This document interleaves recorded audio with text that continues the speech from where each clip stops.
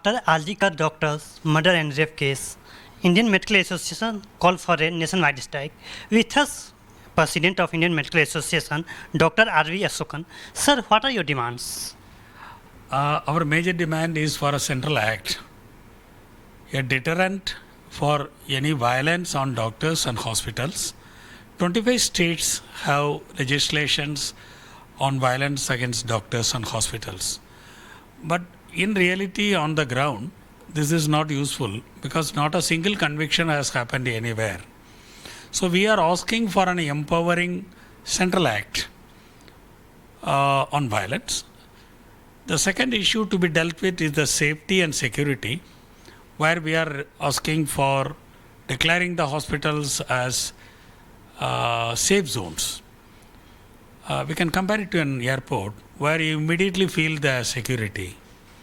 Similarly, a safe and secure atmosphere so that our doctors can work in peace is our second demand. The third demand is the doctor who was killed.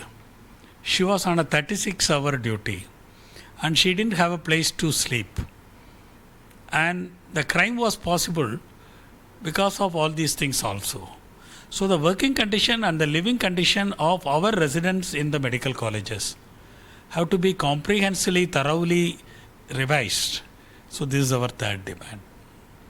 You are telling about Central Protection Act. What is this act, Central Protection Act?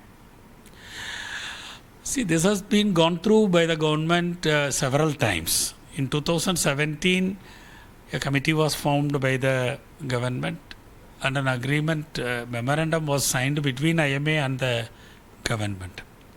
In 2019, again they had a full exercise of discussing this law and a draft law was put up in public domain. That is 2019. And in 2020, during the COVID pandemic, an ordinance was brought by the government to safeguard against the doctors and hospitals against violence. So already these things are with the government. Nothing new is there.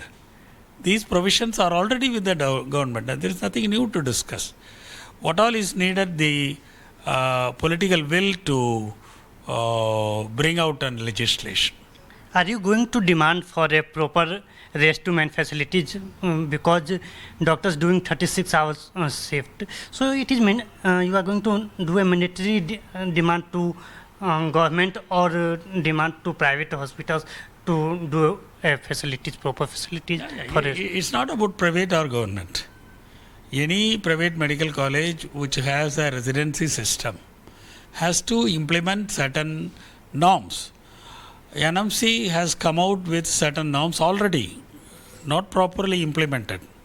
But a comprehensive relook at whatever is available has to be done and whatever things, including the working hours.